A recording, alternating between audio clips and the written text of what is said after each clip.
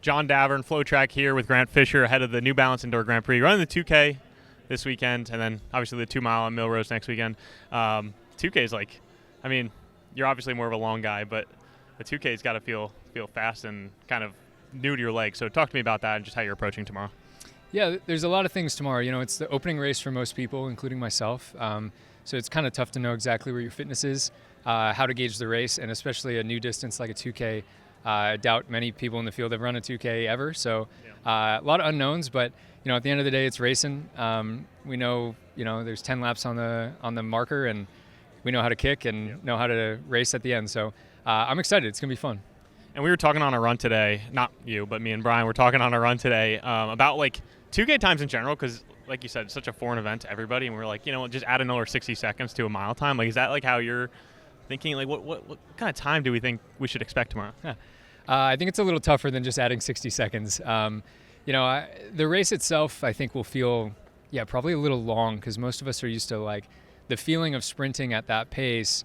Usually you're going 1,500 or a mile. So I think it'll feel a little foreign. I think people will be a little hesitant to go too early, just because the length is kind of weird. But I think there's enough good people in the race that the pack will come through pretty quick, and there'll be a sprint at the end. So I think it's just an exciting race to contest. It's kind of like racing a 2 mile outdoors, where you just don't run that distance that much that time of the year. And 2K, I think, everyone's going for their national record. Everyone's going for a personal best, because most people haven't run it. So it's fun.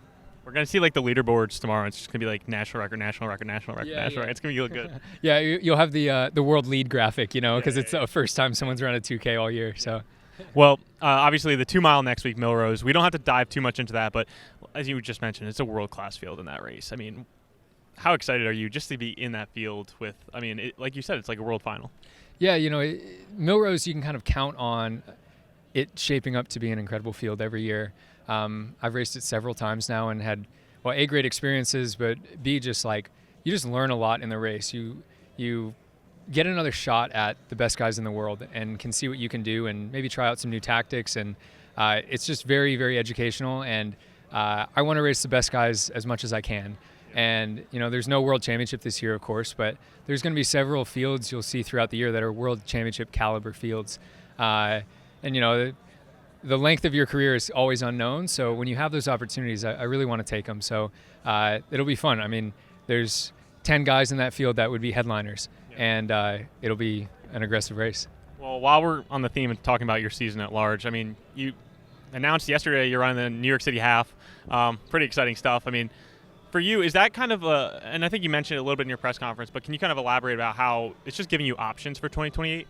Yeah, totally. I think you're seeing it a little more commonly now, where 5K, 10K guys kind of dabble into the half marathon and just kind of see what they can do. And it's a little less black and white than it was maybe 5-10 years ago, where you're a track guy or you're a road guy and there's not much overlap. Yeah. I think people are, and maybe the shoes allow you to kind of cover that gap a little easier. But I want to try it out, give it a good shot and see how I do on the roads. I think most track guys that run the distances I do, in the back of their mind, they're like, okay, the roads are there way off in the distance. Yeah. I'm starting not to think of them as way off in the distance anymore and think of them as, in the case of the half marathon, more immediate.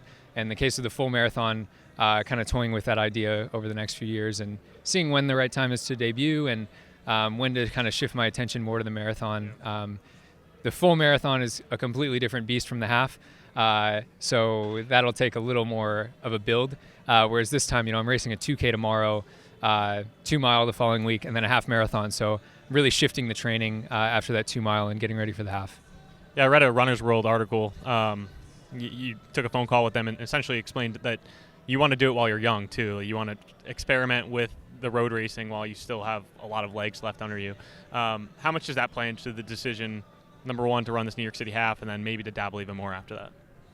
Yeah, I think, in recent years, a good example of someone that didn't follow the traditional, do everything on the track and then we have nothing left, go to the roads, is Connor Mance. Yeah. And he moved to the roads, has done fantastic, and he still dabbles on the track a little bit too, and does really well doing it. So, seeing how he's done it, we're about the same age, we're the same graduating class. So, it feels like Connor's been on the roads for a long time, but we're the same age. So, yeah, I really don't want to wait till I'm 35 to just like crawl into the roads, try to collect a check and retire, you know? I want to really see how I can do. So this is an exciting time for the U.S. in the marathon.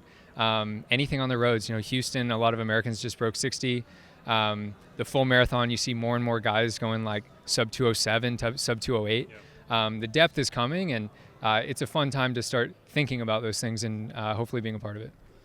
And I mean, we don't have to talk specific time goals, but obviously you have to have something in mind. You know, after the New York City Half, after walking away from that, what do you need to accomplish to say, like, all right, I had a good showing in my debut, like I feel good about this, as opposed to like being like, oh, maybe we should stick to the track a little longer?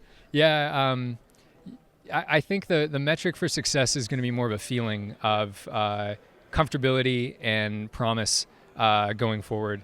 New York Half it's a challenging course. You know, you're going over a big bridge, you're going through the park, like it's not flat. You can run fast on it, but it's certainly not a pancake course. So the time goal isn't really there. It's more like I want to be near the front of that race. I want to see how these more experienced road racers run, how they treat the pack when they attack, you know, how they fuel, you know, all those things I want to learn from. And if I walk away from that race feeling like I gave it a good go and I was prepared and I did my thing, I think that will be more encouraging than a fast time would have been. And you know, another asterisk is that the New York City Half Marathon course is not record legal technically, so it wouldn't even count as a PR, I guess. The Diamond League season is quickly approaching as well. Last year on the outdoor track, we saw both Graham Blanks and Nico Young chase some pretty fast times. I believe it was in either Oslo or Stockholm. Is that on your mind at all, whether you want to run some Diamond Leagues, or what does your outdoor season look like? Yeah, I definitely have some Diamond Leagues penciled into the schedule. I haven't fully committed to any yet. But, you know, with the off year, you feel a little less pressure, like especially in the U.S., it's so hard to make a team now that you kind of have that hanging over your head the whole year of like your season is sort of defined by whether you make the team or not, and then how you do at the global championship. So without that pressure, I think people will feel a little more free to either chase a time, chase a new event, you know, all the above. You know, that's one of the reasons why a half fits in really well this year for me. You know, doing a 2K tomorrow, like they're kind of off events where it's exciting, it's a new challenge, and you don't have the big cloud looming over your head. So would love to chase a fast time later in the summer, but you know, I won't make those decisions probably until May. Well, last question before we wrap here. You know, obviously World Cross Country was a little bit over a month ago. You know, what were your kind of takes from the outside looking in? It looked awesome. You know, the obstacles at first glance didn't look too bad. And then everyone I spoke to, and especially watching the latter laps of that race, like it seemed like they really wore people down. You know, it's cross country. It's not a track 10K. I think there's an interview with Nico where he said that, where he's like, people don't realize how much harder cross is over a 10K than track. And, you know, your rhythm's constantly being broken. There's a lot more going on, just a little more chaos. So it looked like an awesome event. Seemed like everyone had fun. I wish I could have been there, but well, I was too banged up to run USA's, and then I was sick during actual World Cross. So even if I would have made the team, I might not have lined up. So yeah, you can't do everything, and sometimes the timing doesn't work, but it looked fun. Yeah, really weird scenario too, where like I guess if you happen to have been in Tallahassee and healthy, they were obviously looking for an alternate late. I said that it was over a month ago, but I guess it's been like 2 weeks. That's a proof to how busy this year feels already. But Grant, we wish you best of luck tomorrow. 2K, obviously 2 mile, and then in that New York City half. Yeah, thank you.